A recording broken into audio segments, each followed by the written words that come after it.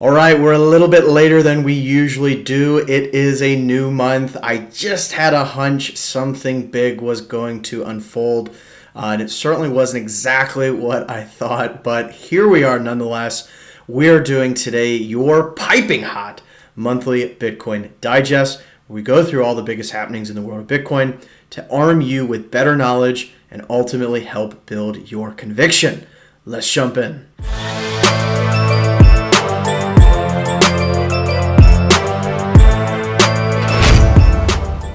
Welcome back to another video. My name is Ian Major. I'm an entrepreneur, Bitcoin pleb, and all-around raging capitalist. And today we have got quite some topics to cover. Again, this is the monthly Bitcoin digest where I typically hit on some of the biggest themes and happenings in the world of Bitcoin.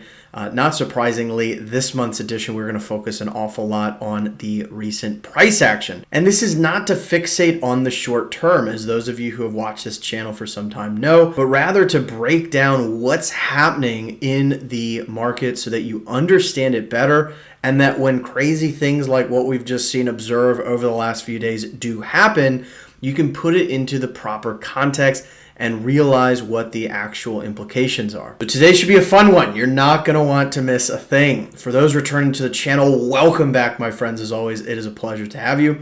And for those new to the channel, I welcome you as well. About 80% of you watching right this moment are not currently subscribed. So if you like this content, I invite you to subscribe and come along for the journey. Join us in our growing merry gang in cyberspace. I cover all manner of Bitcoin related content, including kind of news and analysis like this, but also a whole slew of tutorials, how to acquire Bitcoin, how to secure it, privacy best practices, running your own node, Bitcoin mining. You want it, I cover it. That is how this works. But with all that out of the way, let's jump into the meat for today.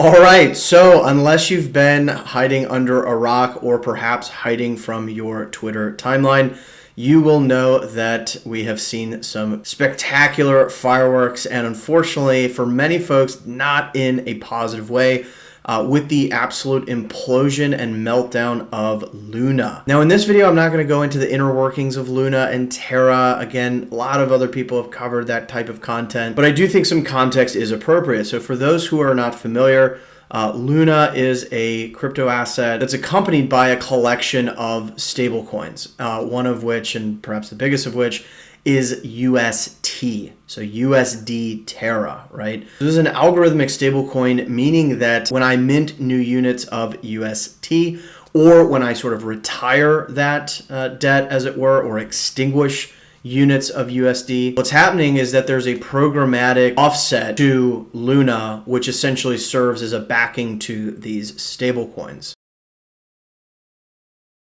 And so Terra is not the first kind of stablecoin to go with this type of design, right? Because you also have centralized, centrally managed stablecoins such as Tether, which are essentially backed one-to-one by whatever fiat currency that or asset that the crypto token is pegged to. And interestingly enough, as I covered in a prior video, the Luna Foundation had been acquiring Bitcoin, buying Bitcoin in size in order to build a layer of reserves in Bitcoin, such that if something were to threaten the peg, namely a large market downturn in the price of Luna, then they could sell their Bitcoin reserves to buy the UST units that were falling off peg. And this looks an awful lot like what happens when emerging markets have funds on their currency, where they basically have to sell off their foreign reserves in order to protect their domestic currency, or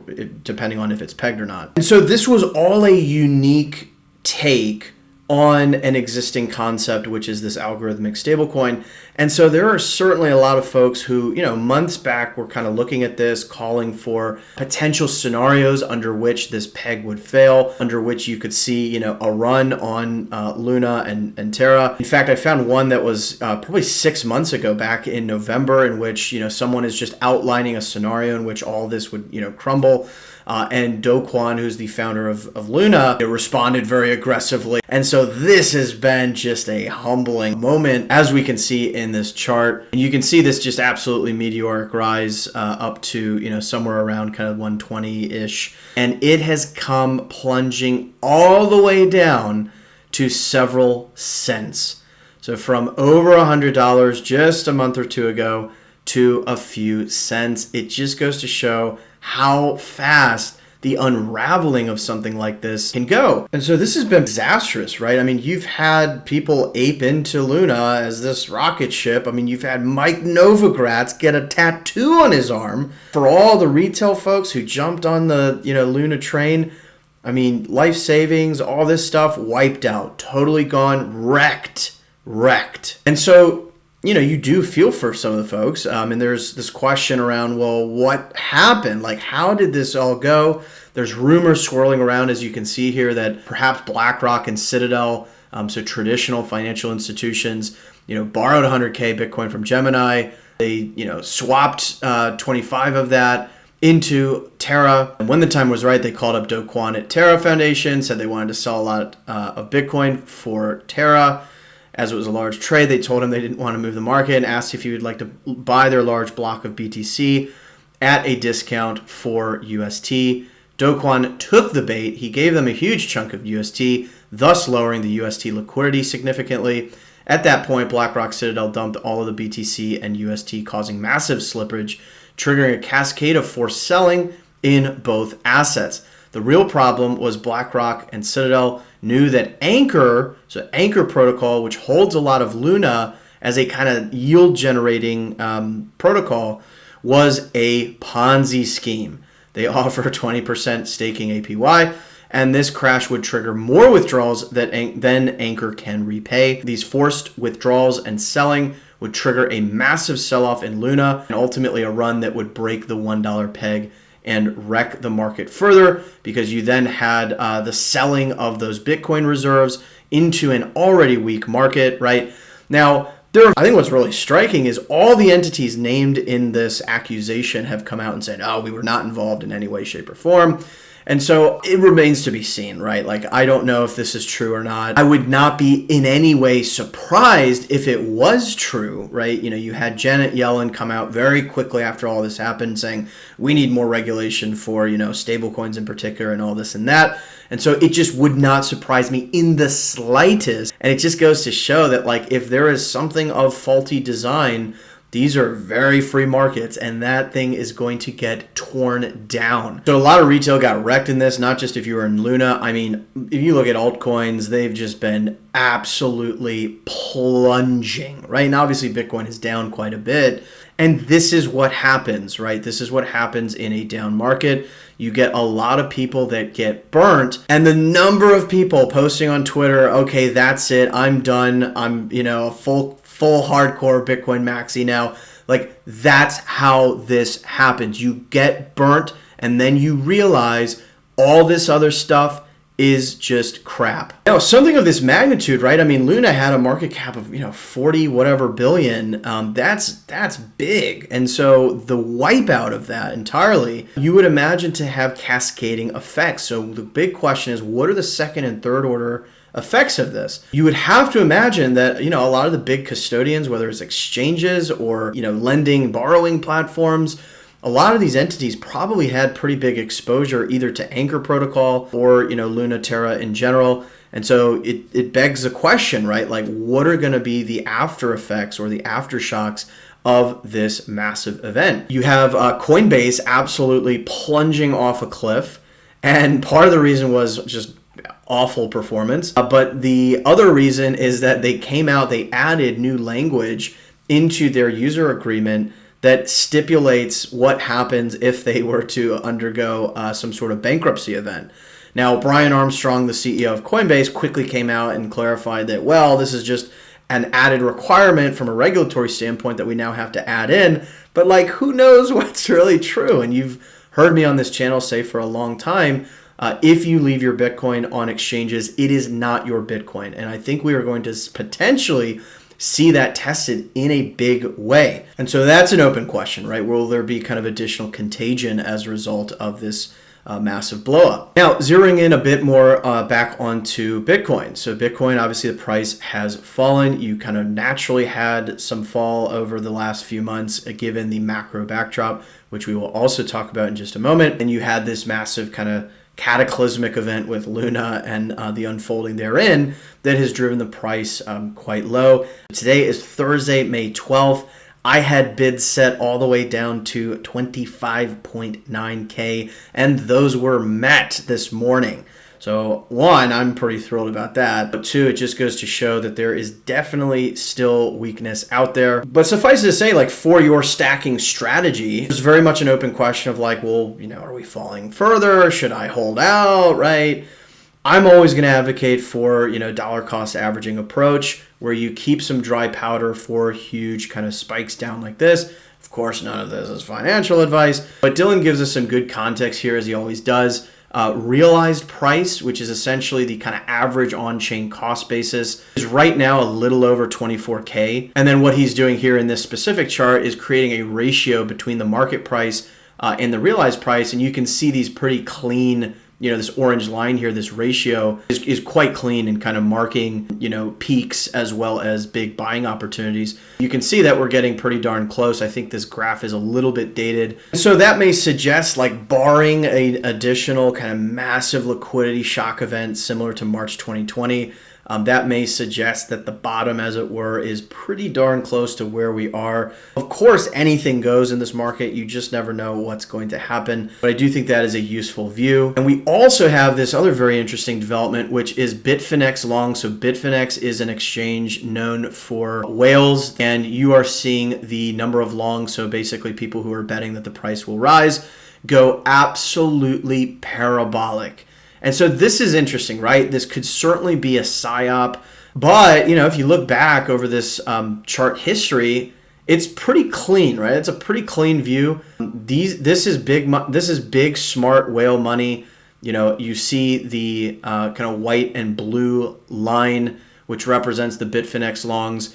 They are generally at a local bottom when the price is high, and vice versa. And so it certainly could be noise or a psyop, but it could also indicate that big smart money is realizing that we are at a bottom and has become very bullish. But let's also talk about the macroeconomic backdrop, which is also this kind of inescapable background in which these markets operate. So of course, the big story is inflation and the Fed's attempt to contain it. So we got the latest inflation numbers for April, which came in at 8.3%. Now that is a little bit down from the 8.5% annualized that was observed in March, but it came in higher than expectations, even with the government changing the rules on how they calculate used auto sales. So that is interesting and just goes to emphasize the point that this is very sticky. It was never going to be transitory despite what they tried to tell you. And so this is an extremely difficult situation, as this meme perhaps rightly captures. This is from Lynn Alden's latest newsletter, which I would highly recommend. Reading all of Lynn's stuff is fantastic.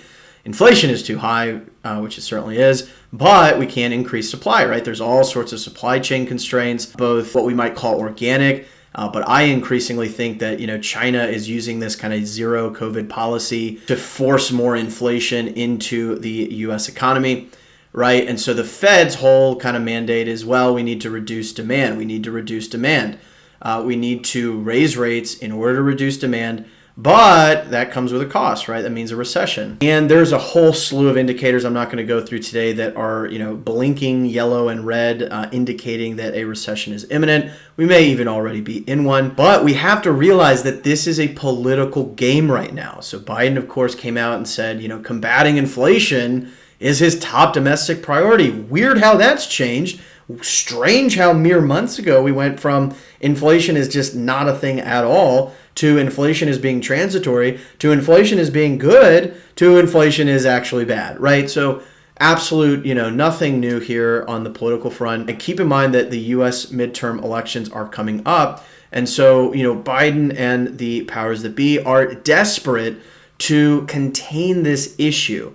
And so I think there's going to be a lot of political pressure on the Fed to continue their path of rate increases to try and drive this reduction in demand, which would in turn help with prices. The problem with that is that the Fed is really backed against a wall. So they're getting this political pressure to increase rates and maintain this hawkish stance that, yeah, we're going to actually be responsible this time. We're actually going to raise rates.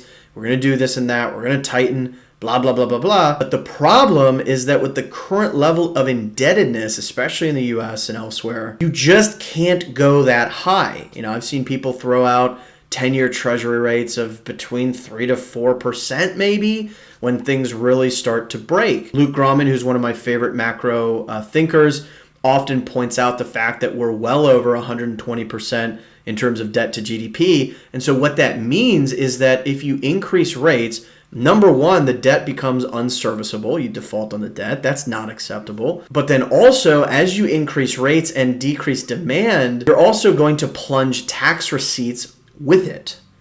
And so the deficits for the government are going to get even bigger. So they're going to have to issue debt even more to cover those greater deficits caused by the reduction in spending from the economy, driven by the increase in rates. And guess what? No one wants to buy that debt with inflation raging well above what the yield would be on those bonds. And so I think it is overwhelmingly likely that the Fed has to pivot at some point. And the only question is when. I think the market consensus would suggest that it's, we've still got some time and there's still going to be a lot of pain to go. Luke, I know, thinks that things will happen quicker. And maybe by the end of Q3 of this year, the Fed will already be pivoting. Suffice it to say, it's a question, I think, of when and not if. Again, let's bring that back to Bitcoin and your stacking goals. So it's interesting to note that in March 2020, Bitcoin, being arguably the last kind of truly free market on earth, bottomed well before the S&P. So Bitcoin had already bounced back significantly by the time that the S&P had bottomed out. And so that's interesting to point out because Bitcoin is generally going to be reacting faster than these much larger markets. At the same time, as we have observed, there's been a high correlation between Bitcoin and the stock market, particularly NASDAQ. So folks are viewing it very incorrectly as this kind of risk-on asset. Question becomes, well, if those other risk assets continue to plunge, what will happen to Bitcoin? And in that context, there's kind of two interesting polar opposite lenses. On the one hand, as this tweet outlines, $35 trillion in global market value has been erased since the beginning of the year. That's 14% of global wealth. And for reference, 2008 was a 19% decline.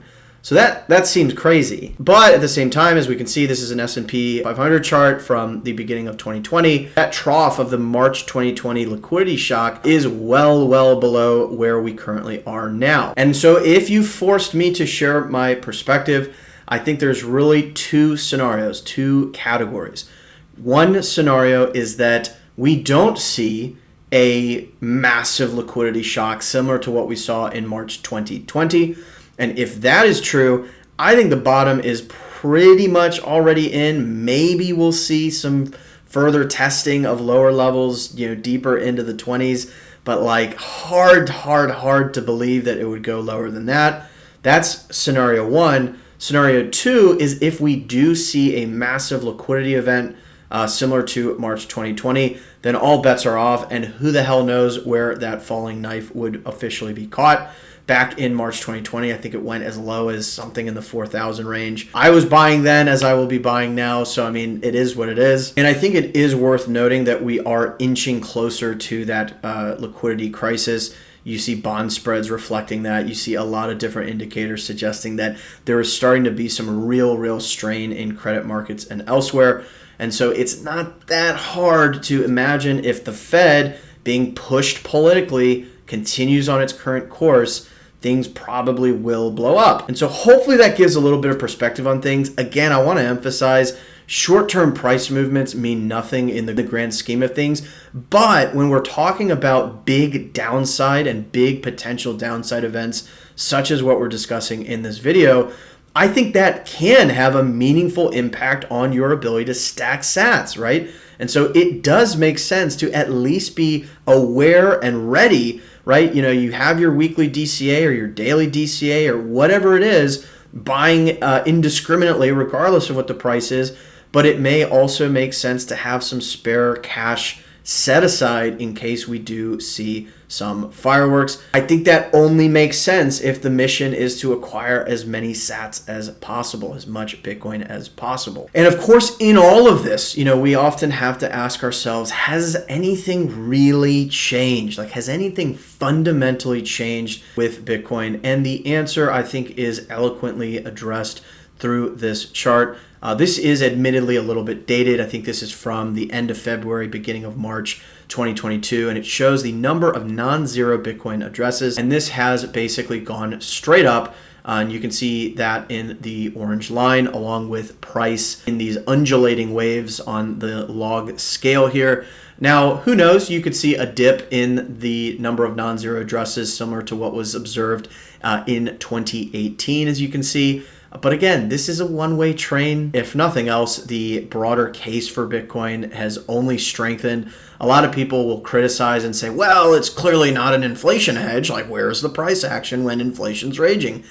Keep in mind, Bitcoin is the last, as Luke would say, remaining fire alarm, the last accurate fire alarm. And so Bitcoin's huge run-up was really in 2020 when the Fed came and kind of massively printed, all this money into the economy.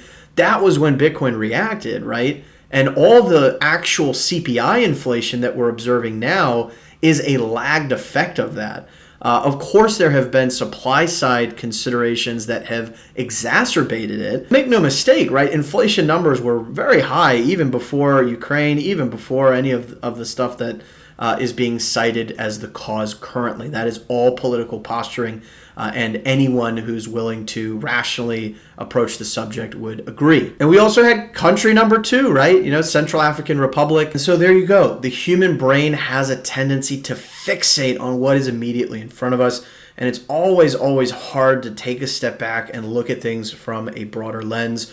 But when you do so, I think you can only come to one conclusion, and it is that the one-way train that is Bitcoin is still an inexorable force, and all of this short-term volatility only presents stackers with a fantastic opportunity to acquire some sats for cheap. I personally hit a major stacking goal just yesterday in part because of this, and so treat this as an opportunity. With all of that, let's conclude today's video with some parting thoughts.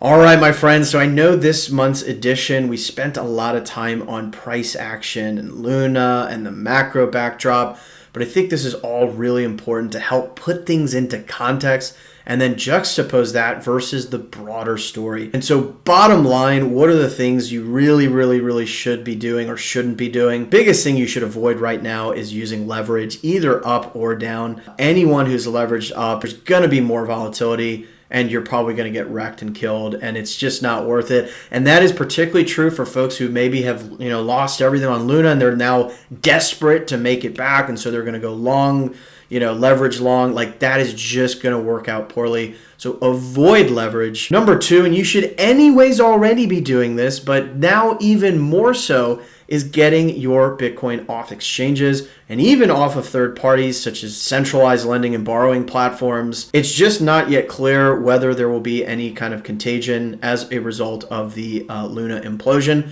And so I would just treat this as a nice excuse to anyways do something you should be doing, which is taking self-custody of your Bitcoin, not your keys, not your coins. We are going to see that phrase become more and more and more important as we go forward.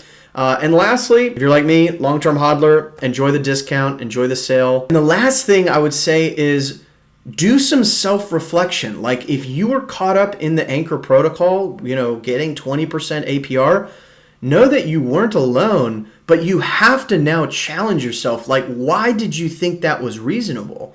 Why on earth would you think that a 20% yield would be risk-free, right? And I say this not to demean anyone. I mean, all of us get burnt like this. I went through this in 2017.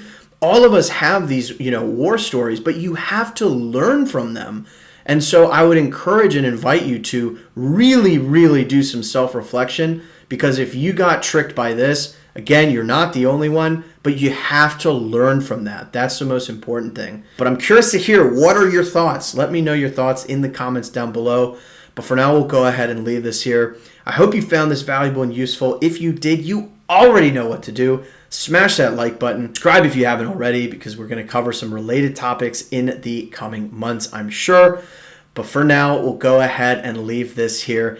As a reminder, my friends, every sack counts. And until next time, I'll see you then.